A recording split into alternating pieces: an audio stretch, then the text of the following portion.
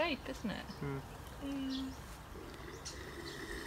Is it working? Oh, wow. Is it working? Mm-hmm. It'll get soaked after a while though, but... I'm trying to see what the tiny little white space down. I know. Why am I getting filmed for this? It's a bit of fun. Why? The Royal Horticultural Society have said we are in crisis. The industry is lacking youngsters coming through.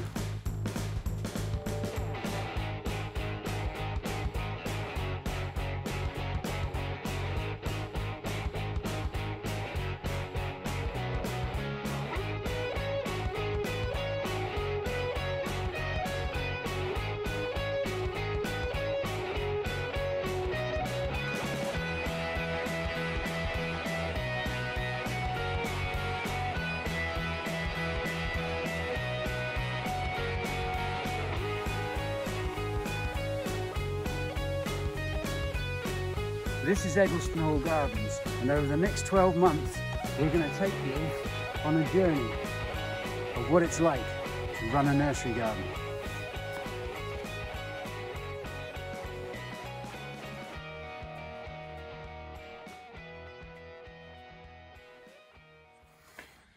Good morning. You catch me newly shorn. Well, actually it was last week, but I was too embarrassed to take my hat off. So I've smartened me act up. So I'm getting to be more user friendly. But on here, I'm still stuck doing what am I doing? I'm doing little alpine phlox. So what we have here is just pulling the sections off like this, running your hand down to scrape off all the old leaves. There's a bit of old wood there, so I'm actually going to plant that as well. I'm going to put them in the whole length, but I'm going to remove some of the younger leaves so that this young vigorous growth, but I'm actually going to put it all down into the I'm using hormone rooting powder on these little alpine phlox because I find that they just respond better to it.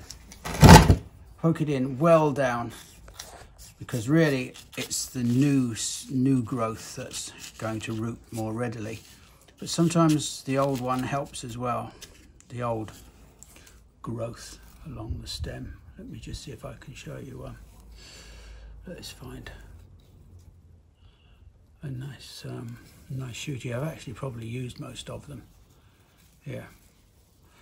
Now you can see along there, that's older wood, so we can just scrape that down and then remove some of these younger leaves.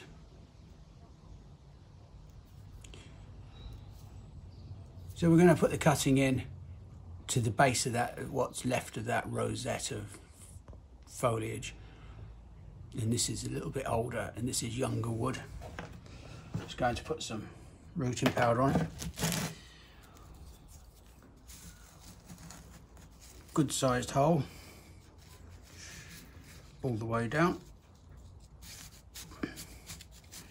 and just sit it on top of the grit. There you are. It is week 33 and I'm really bored doing alpines. These maples are looking very perky. Very perky indeed. Talking of perky, let's have a look at Clara.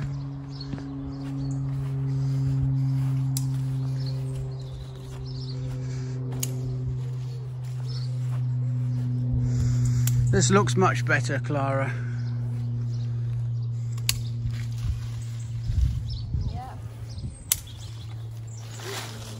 And you'll have to go over the Katies as well. I will. I just need to be around that side. But I'm just doing the same as you would with any other apple, like what I've done on through the A to Z, Yeah. you just cut it back to You see these? 2 or 3 buds. See these long ones here? These here. They've got a bit on the long side, so we can actually get rid of those. You can see there's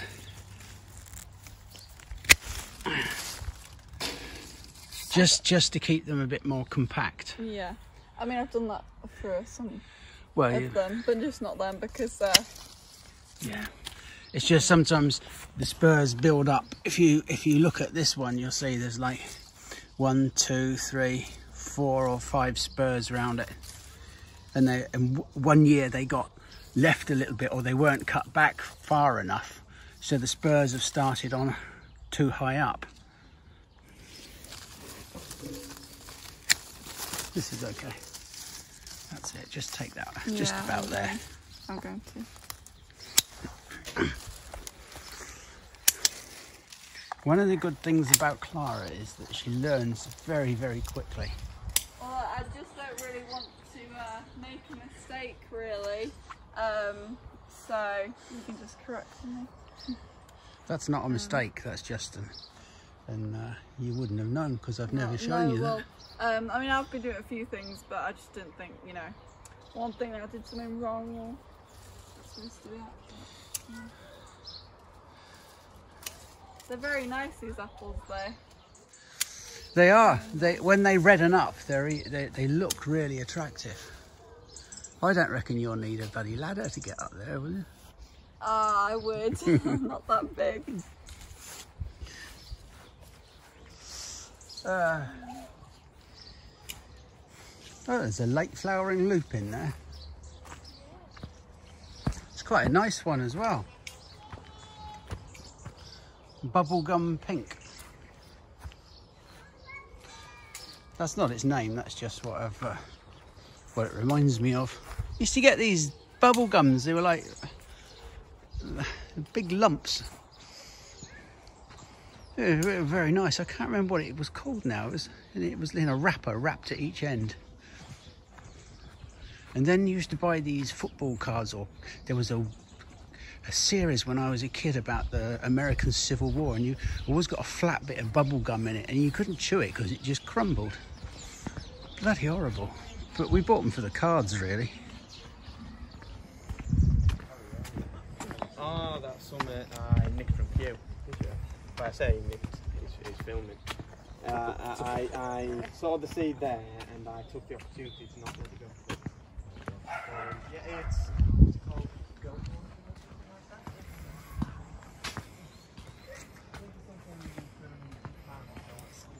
Pittosporums. Young pittosporums coming along beautifully. You probably remember when we potted these up a few weeks ago. We put them into 1.5 litre pots and they're absolutely romping away now.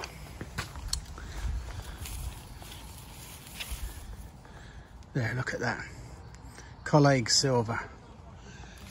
Cracking little plants.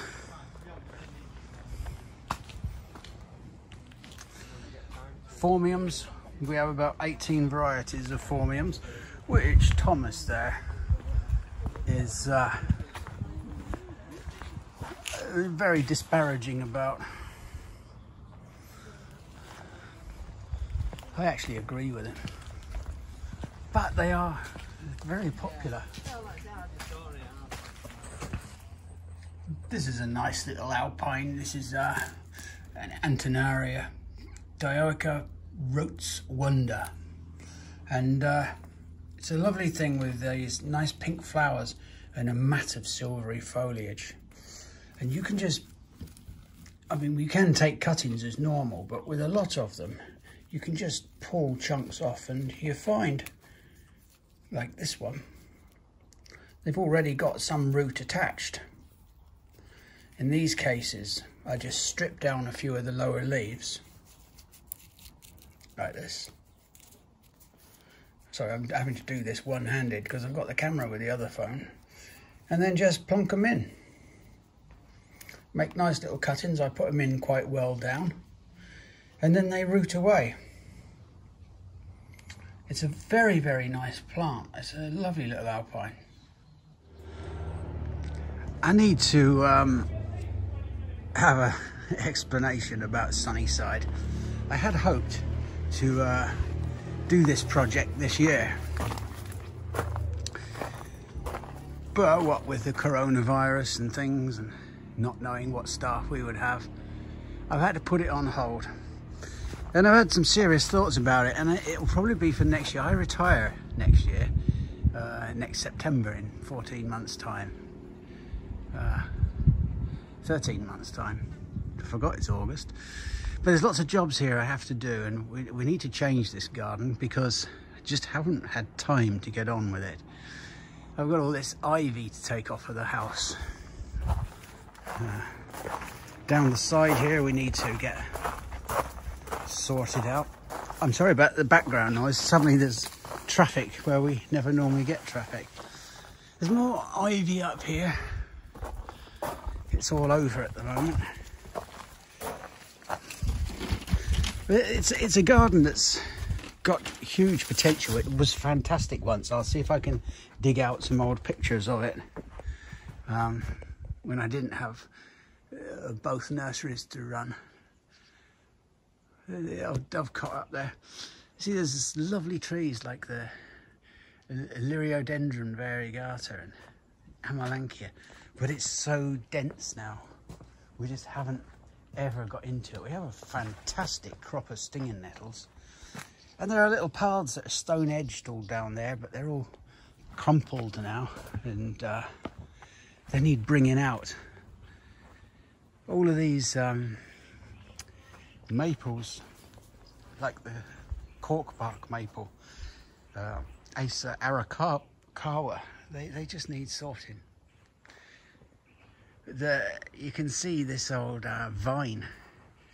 It's everywhere now, right up over those trees at the back there, up through that tree. There's just so much work to do. But it will provide. One of the things I'm really keen on doing it is just letting it go. Not because, well, A, I haven't got the time, but it will show you what you can do with an overgrown garden. This was an interesting little planting thing I did. This is a Cercis canadensis, the type of Judas tree, but it's not actually strictly Judas tree. But at the bottom I put a threadneedle conifer so that it looks like it's coming out of that conifer, but you can't see it because it's not exposed. But it is actually very effective. It's like a big mound, 6-foot mound of mossy growth with this tree coming out the top. The apples, just nothing much about those. They're fruiting quite well this year. You've seen the Tropiolum, but once we get into the lower garden, or the lower part, you can see there are brambles, and in there is a pond, and over the back there is the summer house, and all of these maples are enclosed in. Hazel. There is just so much stuff that wants bringing out. And I feel that it would be a good project for probably a couple of years. The feedback from people that comment is that they're quite keen that I should get on and do this, which I'm happy to do when I have time, but I have to sort out my final year of work in life first. I will enjoy doing it. I'm picking my way through across the borders. There really is stuff everywhere. That's a little sorbus called Kashmiriana with beautiful white berries. They haven't turned yet. We'll have a look at those later. And there's lots of broken down bits of wood. And these trees just needs sorting out, and the roof of the summer house. There's so many things we can do. I have hostas that Lisa has bought and stuck in a pot, and just collector's hostas. They're all here. That, believe it or not, is a pond. It's about 4 or 5 foot deep in the middle, and I dug it by hand. It's about 15 foot either way across. Maybe 20 along, 15 across. So it's not a massive pond, but it's big enough, especially when you dig the bugger by hand. So that's the plan. Assuming that my body, brain and eyesight holds up. This is a fascinating thing. This is a... Excuse all the bits and pieces, but I will show you sometimes how these things work. This is an old wheel hoe. There's the blades at the back. You could just push it through the garden, and you can also use it for making furrows and things. It's a marvellous old tool. Just needs a couple of new handles and a bit of oil, and they'll paint up and you'll be away. There's so many little projects we can do here. The good thing about YouTube is, and I say this in all honesty, you don't have to be a professional. If I do this, I'm not here to sell anything. I'll just be here doing this garden up. And if you click like or subscribe, then I don't know what that does, but everybody says, will you please click like or subscribe? I don't know what the relevance is, because if you like what I do, you would probably do that anyway. If you don't, well, you won't bloody watch it, will you? Simple. We all have self-censorship. Now look at this. In here, amongst the nettles and the snowberry suckers, there are just some lovely things of Colquitzia. There's a beautiful clematis in there somewhere. It will be interesting to show you what can be done. Look at that, that's an oak tree. I can't remember where I got it from, which is terrible. It was for planting out. Right, that's enough. You've put up with this long enough. What do you think? You just want to go out after rabbits, don't you? Come on. You're no better than your brother.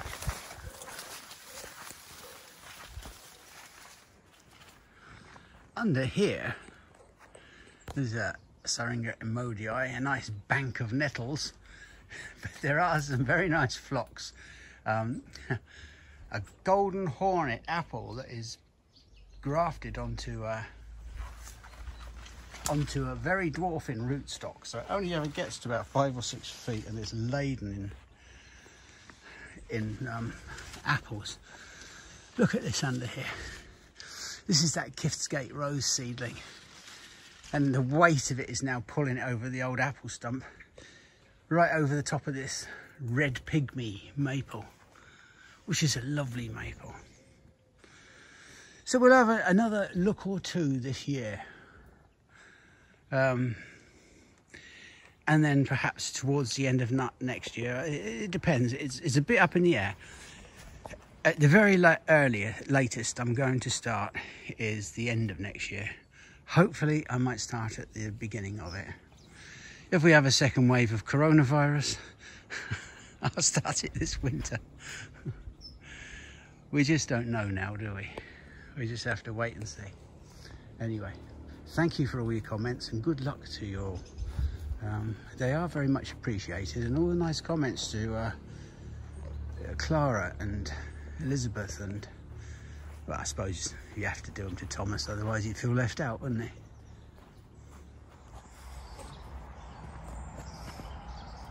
Right, so I'm almost finished working through the shrubs now. I'm on to B.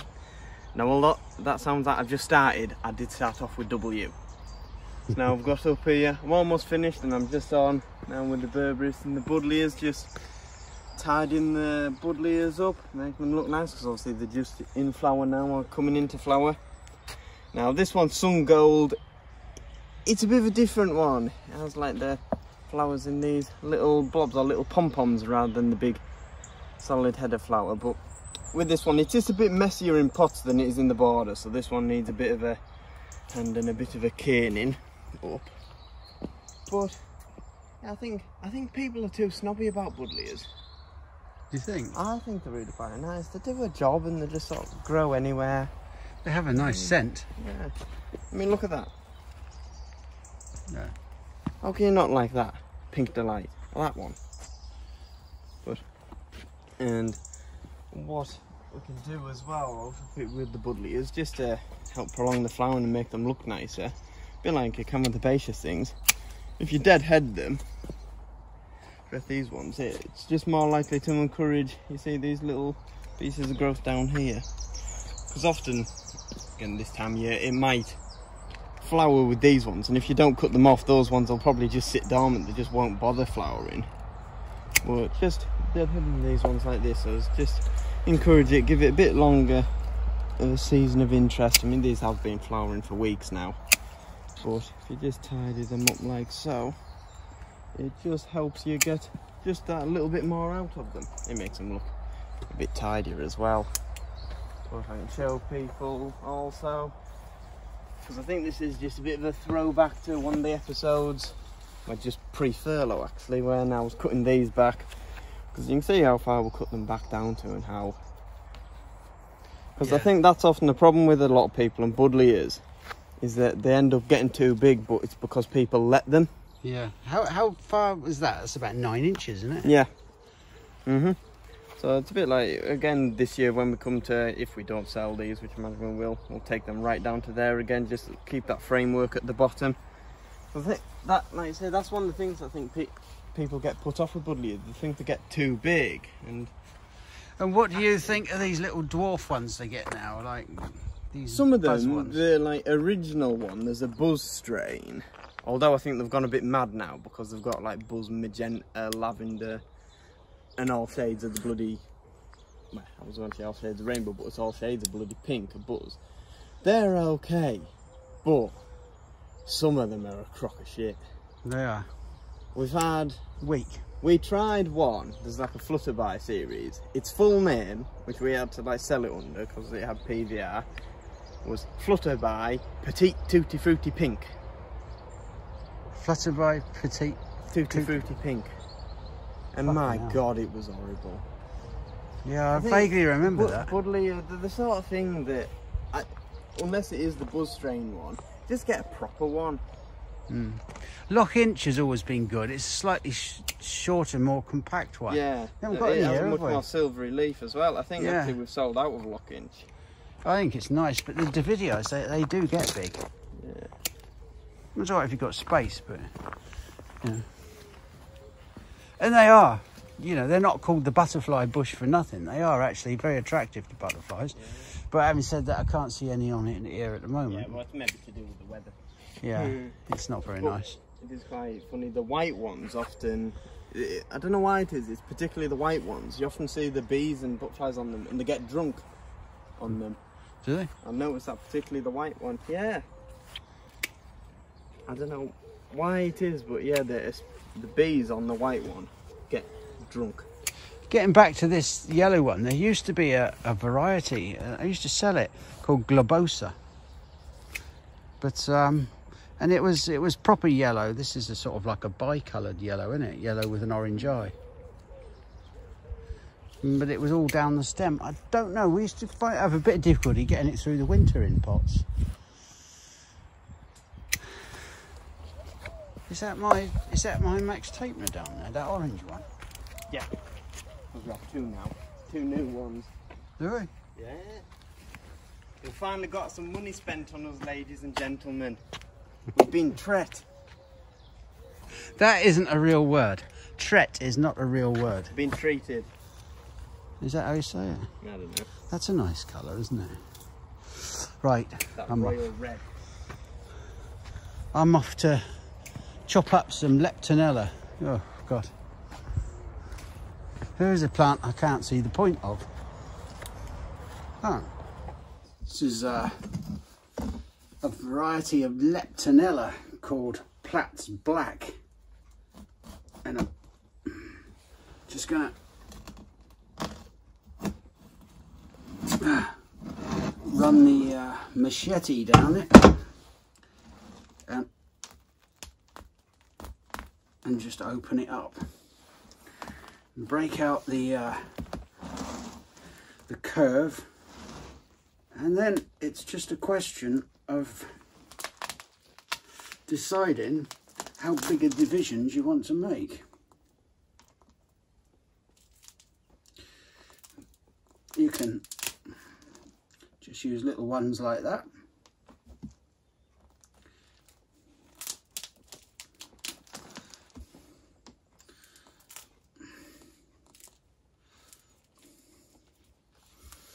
And that's it. That's all there is to it. Simple bit of division. Some people, they just take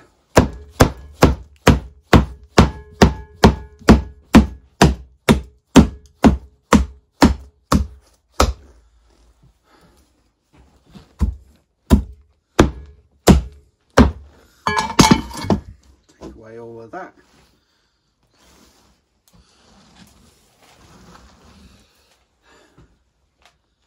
And there you are. A lot less fannying about. I'm very often asked, what's your favourite flower? It's not always the same as your favourite plant, or there's just so many to choose from. But as far as flowers go, it has to be the scabious. I just love everything about this plant. I said plant, didn't I? I mean the flower. It can be a little bit difficult. You need a slightly chalky ground or limey ground. But I just find it such a beautiful flower.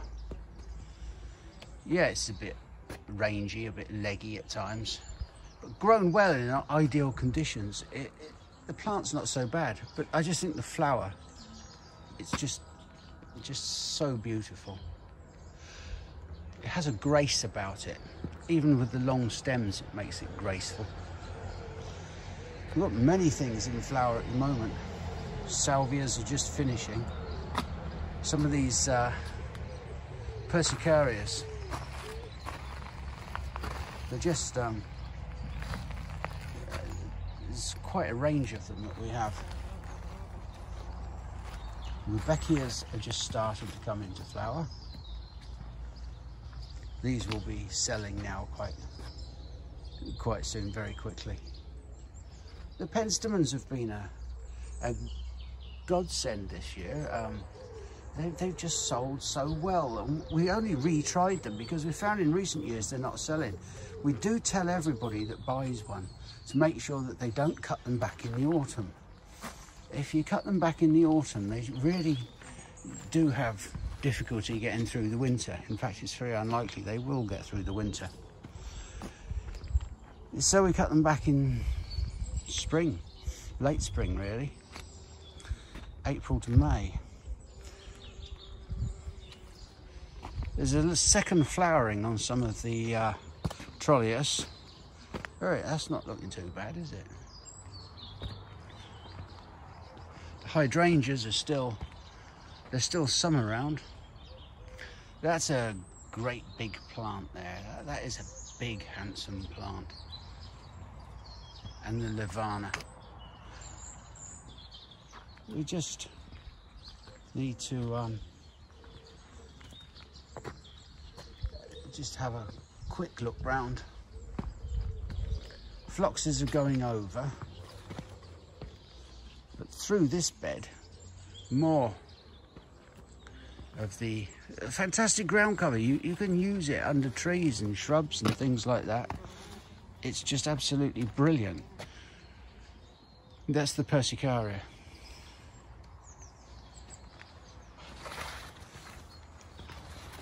It's such a time of the year when everything seems to be either in flower or finishing flowering.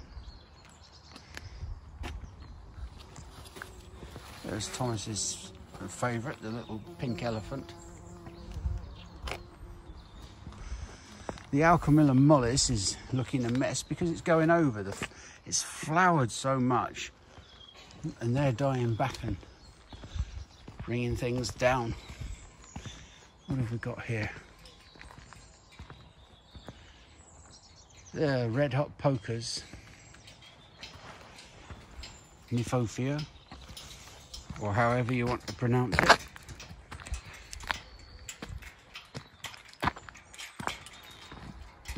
There's John off to do the hedge.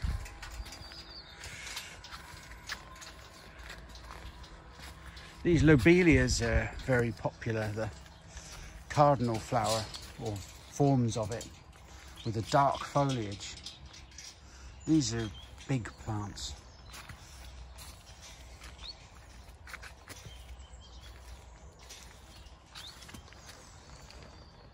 This one here is called Pink Elephant. It's just coming into flower now.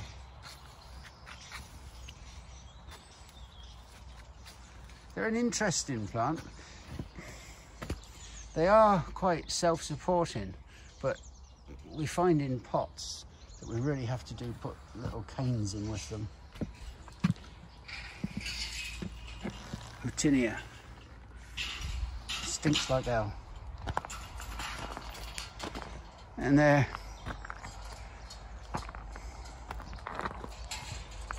the perennial sunflower, Helianthus. That's a double form.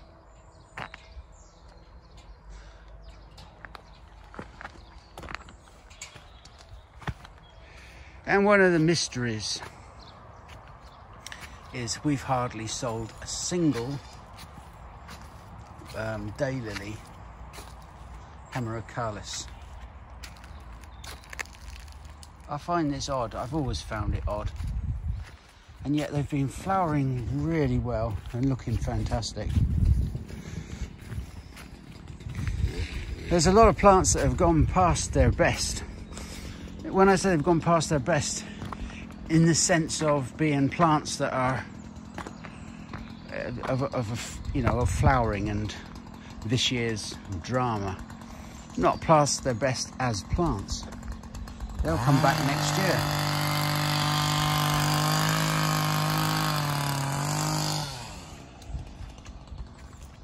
The grasses have all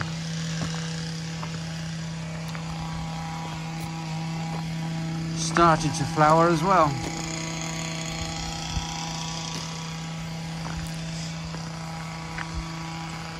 I think we'll call this sequence to an end. I can't compete with Edge Cutter.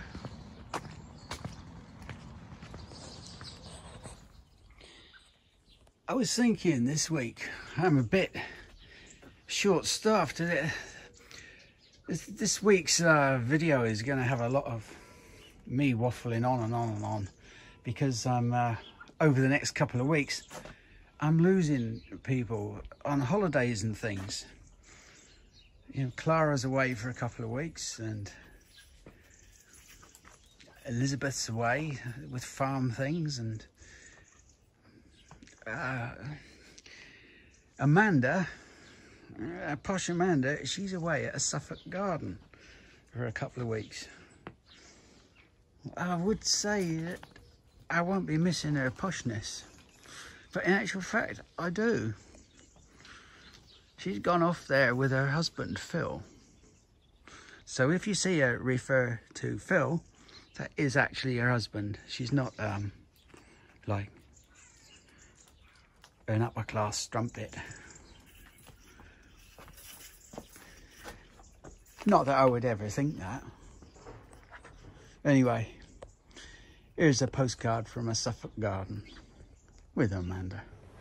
Malcolm's invited me to do a little tiny, very short video about where I'm staying on holiday in Suffolk, which also happens to be a very beautiful garden with a walled garden area. We're in there now, in the kitchen area, and I'm standing, that's the way in, that little door, and it's got the same door handle as Eggleston, which is gorgeous. I'm actually standing under a grape arch here, because this isn't the Northern Pennines, it's actually got loads of grapes growing in it. And if I just spin round, when you walk in, there's archways right the way along, and we often sit in the middle here under the medlar tree, and they've got a little seat that goes all the way around, and it's absolutely beautiful. There's loads of fruit on the medlar tree, and if Malcolm was here, he'd tell you what that fruit looked like. So I'm just going to show you, but I'm not going to say anything. You can just decide for yourself if that resembles anything that you're familiar with.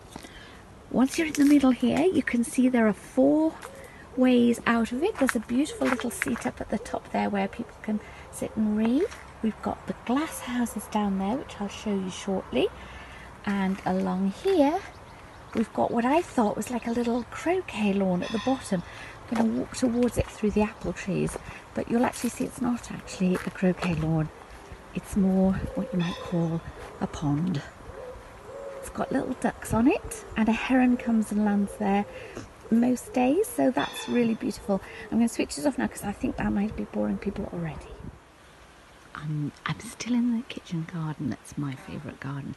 I'm talking quietly because Phil is asleep. I'm going to just show you, this is all the fruit cages and so on. It's amazing, full of soft fruit. Also, I wanted to show you the wall, which is curly. It's like wavy. I think Phil said it's a serpentine wall, but I don't know if he knows. I mean, he told me Suffolk was flat and there'd be no bother cycling, and frankly, that's not the case. But if we go along here, I'm going to take you down to the old glass house. But you can see there's fruit growing all the way along the wall, and it's gorgeous. The pears are huge already. And then we get to the glass houses. There's obviously been a bit of a disaster in one of these because the roof's come down. I don't know how old they are. I don't know if they're as old as Eccleston, but they're gorgeous. But there has been a bit of a breakage, I think, up there. I'll show you these too. These are gorgeous. There's actually lemon trees growing outside, like with loads of lemons on. It's so much warmer than Eccleston, it really is. They've got grapes and things against the wall, and look, you can see into the glass house where the grapevines were. But look, I think the roof's come down and all sorts. But again, all the lovely vegetables and everything. Absolutely amazing place. Right, I've come out of the kitchen garden now, and I'm going to go into the potting shed. This is just through in a little quiet corner. We've got over here, we've got this like downstairs greenhouse, so the steps down at the other end, and it's sort of subterranean. It's got, you can see it's got sort of things growing in it and shelves and whatnot, but it's kind of underground. Anyway, what I'm going to do first is I'm going to go and look in the potting shed. They've been stringing onions and things there. Set the light adjust. So it's not dissimilar to the potting shed back at Eccleston. There's something slightly different.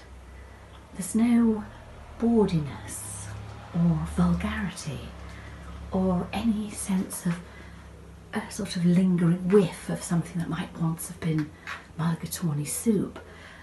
It's beautiful. It's got full of old pots and crocks there. Thousands of tools. See them all across the wall here. You can tell that there's generations and generations of gardeners been in here. It's a bit dark, but we've got trugs up above, aren't they lovely? There's all the raffia that they've been stringing the onions with, I think. That's beautiful. Lots of dustbins. I don't know what's in there. I won't pry. Well, actually, I am prying, truth to tell, but and here we go, and there's the surface where all the graft and work gets done. So actually it is quite similar to Eccleston in a sense. You do sense that over the generations, many, many generations, there's been an awful lot of graft gone on in this place.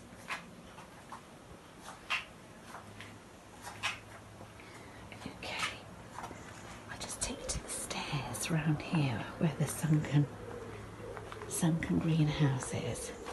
I've literally never seen anything like this. I'm not going to go down the stairs because I will fall and I will go arse about face, and Malcolm then will laugh.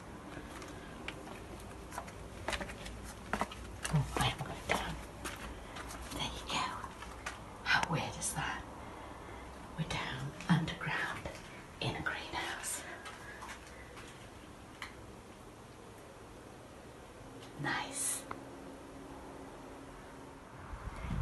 just come up the stairs from reading in the garden. We come up this little spiral staircase, and we stay. This is the servants' quarters, as I know my place, and that's a holiday let now. But I just want to show you a couple of things.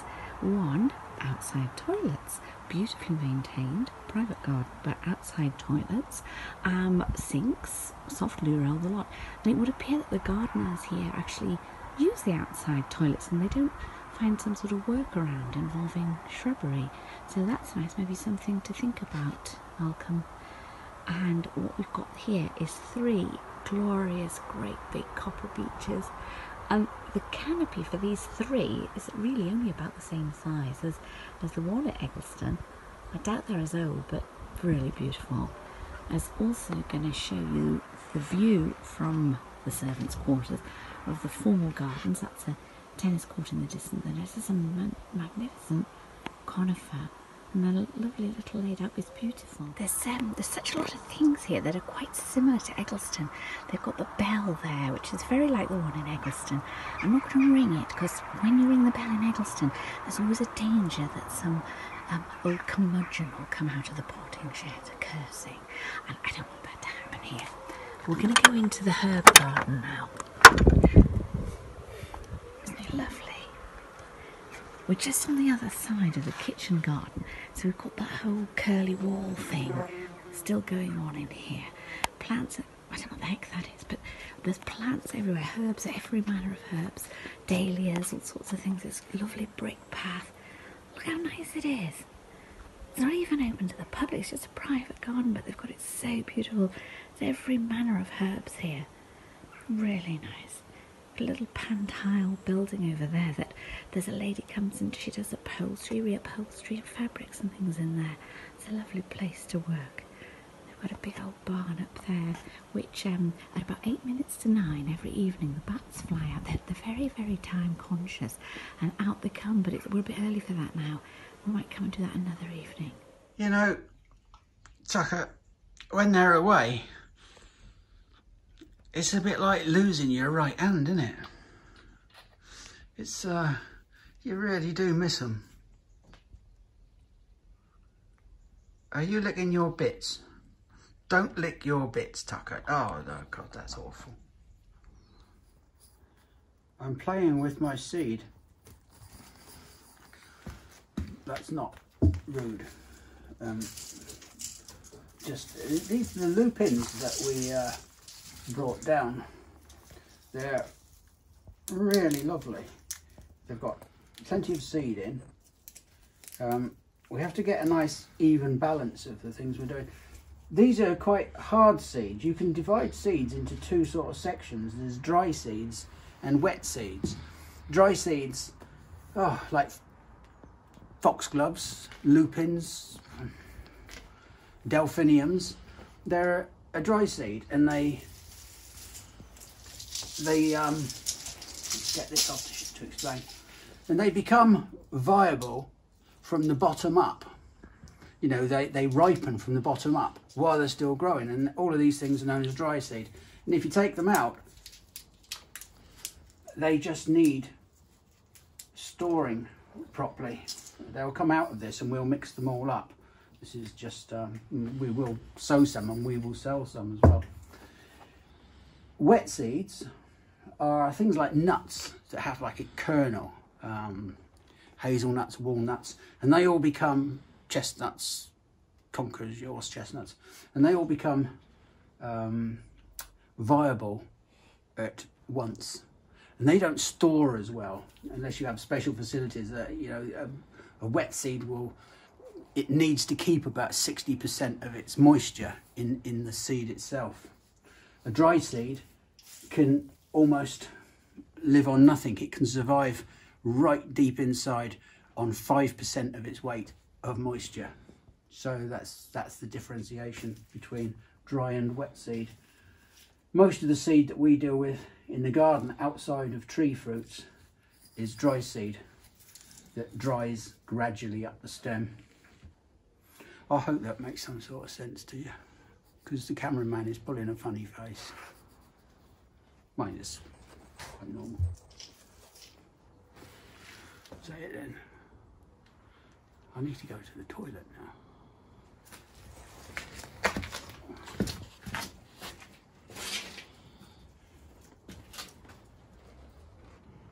You see all of these bins of gravel and sand and big rocks.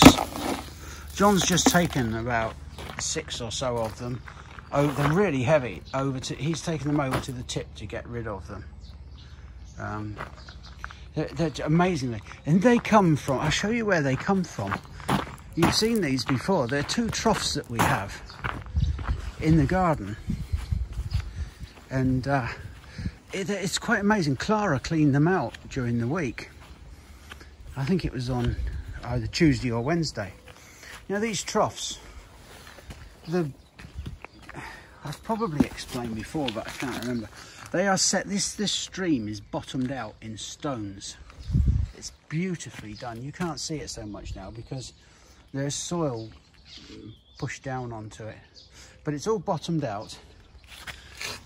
And there are 2 huge stone troughs. And they really are very, very deep. All of that stuff came out of 2 troughs. The old gardeners used to drop their vegetables in these troughs. I'm just going to take a seat. And they used to sit them in these, drop them in these troughs and leave them for half an hour, then take them down to the hall, because the old cooks, they didn't like dirty vegetables. And yeah, that's how it was. It's amazing, really. But their main purpose, and the reason we asked Clara to clean them out, is because we had some thunderstorms forecast, and when the stream is in spate, so to speak, so when there's a lot of rain up on the moors, this stream is one of the watersheds from the moors. The house down there actually used to be a little a mill, and the stream used to power a water wheel. Not the biggest, but big enough. I think it was about a 6-foot diameter wheel. Anyway, what these troughs do is they actually catch the this is the other one. They actually catch the sand and the stuff that's washed down, sometimes huge big boulders. You can just see down in there. They're probably, I would say, about 3 foot deep. They really are an amazing thing. But they act as a sort of sump. And that means that the stuff, because the stream runs under the house, if you were to get rubbish in there as it goes under the culvert under the house, what would happen is the stream would overflow. And last time it overflowed, it washed away the drive, and it was during just summer thunderstorm, and some of the gouges that it made were between 12 and 16 foot deep. It really was powerful. I'll show you where. I may have some pictures somewhere. I'll have to look them out. But this is where it goes under. It goes under this house here. But when the one time it did overflow, all of this drive out here, right the way down to the bottom there, which is about 50 yards, 60 yards, just completely washed away. All of that up there, it went right through those buildings there, washed the floor, laminated floor away. And yeah, we had the fire brigade in to get customers out of the garden. It was a hell of a thing. And down where that one of my cars is there, that red car, that was where it was about 16 foot deep. It was amazing. You had to get down it with a ladder. The power of water, it's just unbelievable. You don't realise it in your everyday life. You just turn the tap on. But it is such a powerful thing. as is nature. Curly Sue.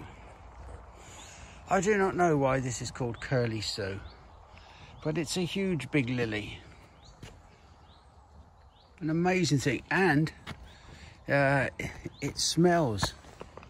It's an oriental species, orientalis, Lilium orientalis, Curly Sue, which is weird because we have a delphinium called Sue Curly. Yeah. Jill Curly. Oh, is it Jill Curly? Got Jill Curly and Darling Sue. Oh. What a daft old bugger. Now, look at this hydrangea.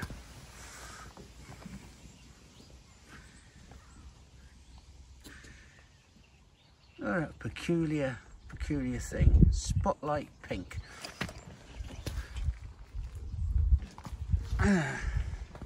There's a one called Red Violet. There's some Anthemus. I think it's called Lemon Ice. They're a good old cottage garden flower. The grass Stipa arundinacea. This goes nice red and gold and russet tones later on.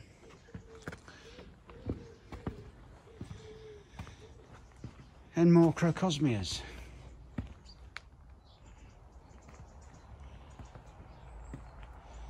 Crocosmias everywhere.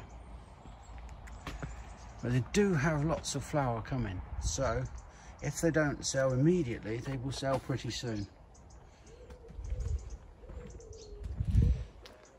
By way of an experiment, we've never done houseplants before, but this is by way of an experiment, and it's been really quite successful. These are little succulents. I have absolutely no idea what they are.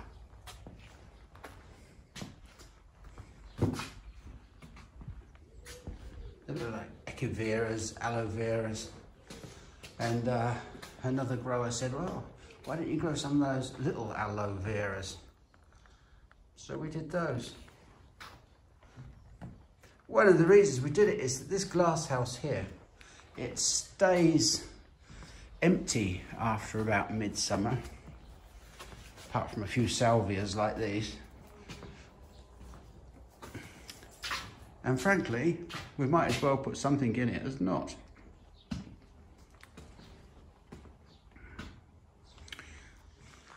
Looking at the vegetables, the red Brussels sprouts are doing really quite well.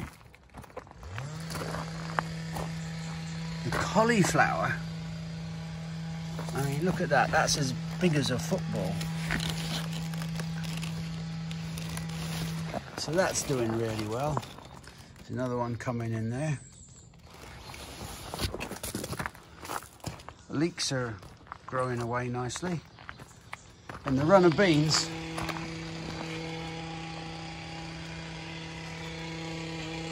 well, they're really doing well.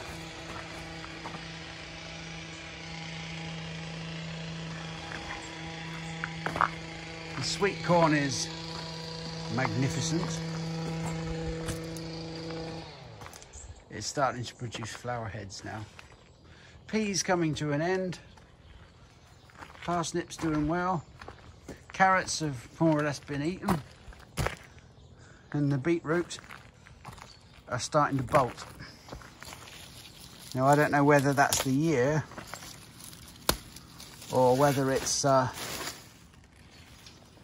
do with growing them in the container. We will be trying them again next year, but I fear the beetroot has not been very successful. It could be that I didn't thin them enough, because I was hoping to have the thinnings as baby beets. It could be that I should have left more space around them. We live and learn, but we'll get it right, without doubt.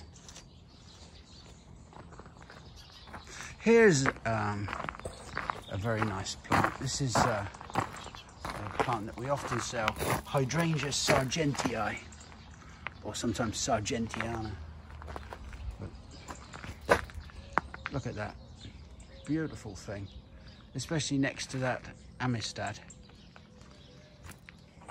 Salvia Amistad. A big plant that we have.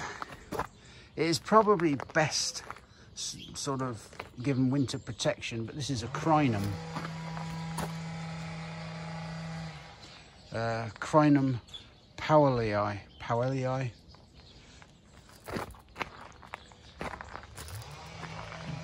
Some of the delphiniums are having a second flush.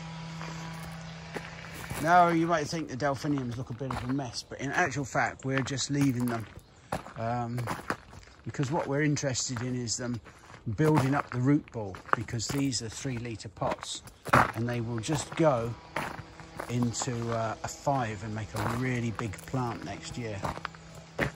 Several people have said, oh, your delphiniums are nearly over. Will you sell them cheap now? No. We will just put them into a bigger pot.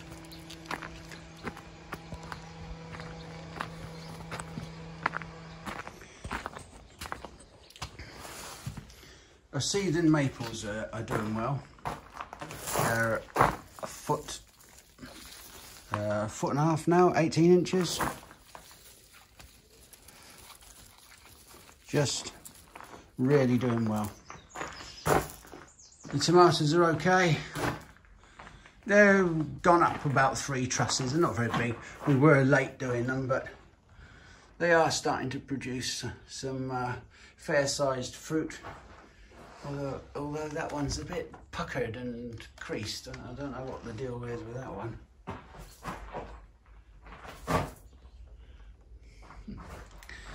And under this shade are all our boxes of alpines. I haven't finished them yet, but there's boxes and boxes and boxes of them.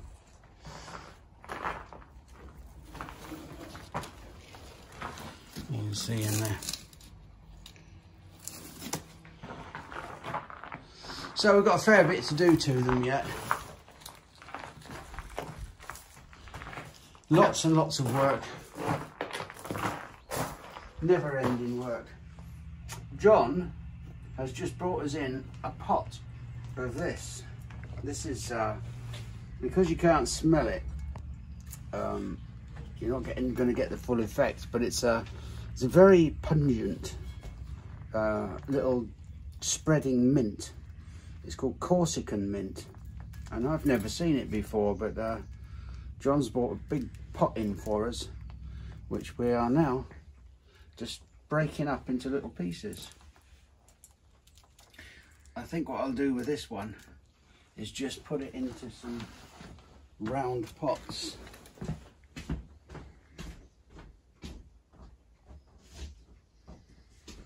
I can imagine it's going to grow in all sorts of little cracks and orifices,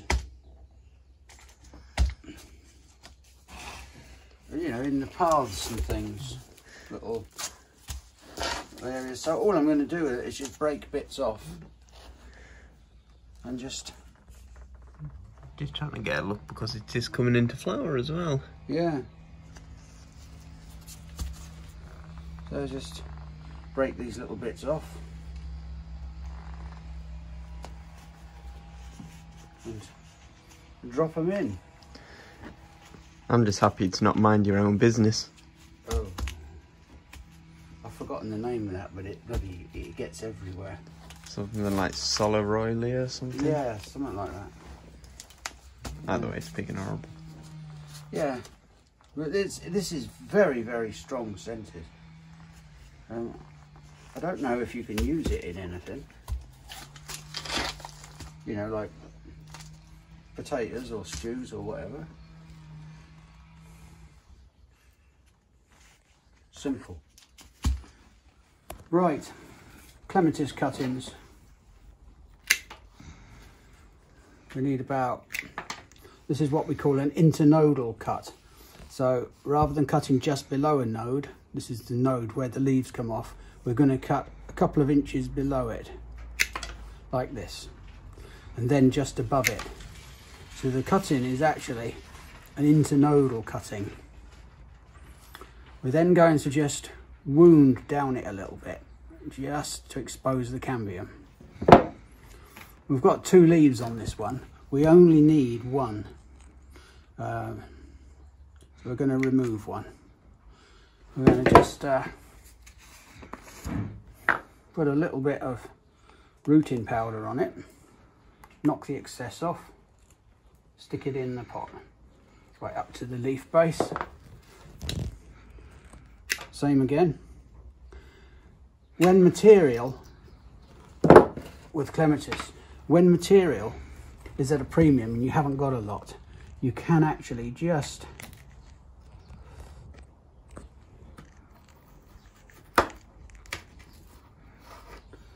cut down, and that gives you 2. And you can see then there's a lot of cambium exposed there. So what we do then is just get a paintbrush,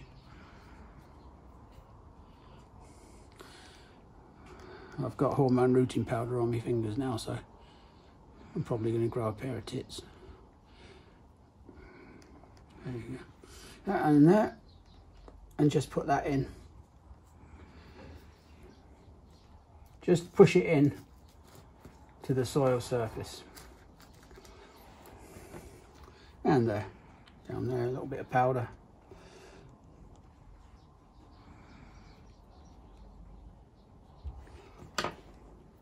And down there. Now that's if material is I don't like doing it that way because I feel it's too open to rotting, but I don't mind doing it this way. Internodal, so it's the nodes at the top, little wound, stick it in the powder. I only really need 1 leaf. I tend to go for the most upright leaf because then it just makes it a bit easier in the pot. Poke him in. You can get about 9 or 12 sometimes in a single pot. Water them as soon as possible and then put them in your little propagator. If you have one, you can see here, just going to another one. This is a Montana type called Maylene. Just a little wound down there. And bang it in there. Any cuttings mix will do. I like to use perlite and things, but I've got a bit of alpine in this because I'm not going to move these to another pot till the beginning of next year. Once they root, they'll probably stay in this, so I've put a little bit of alpine compost in there just to give it a bit of fertility. Now this is where it was cut off. There's very little internodal material there, but it's probably all right. So we'll just wound this little bit.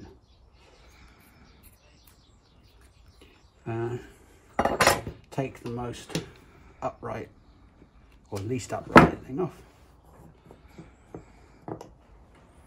and just poke them in. That's how you do clematis cuttings. Quite often when we've been out for the day or in the garden, we come back and the lady who owns the house has left us a little present of vegetables and fruit from the garden. So today we came back to beetroot, sweet corn, carrots, tomatoes, parsley, all manner of stuff. It's lovely. She usually puts them in a little pot, and she did the same today. On closer inspection, you'll see that the little pot has actually had something else in it before now. I mean, I'm also not a fan of single-use plastic, but this one's given us a bit of a pause for thought. It looks like she has tried, look there, to obscure the word killer after the words rat and mouse. So there's been some attempt made, but it's hardly Marks and Spencer's, is it?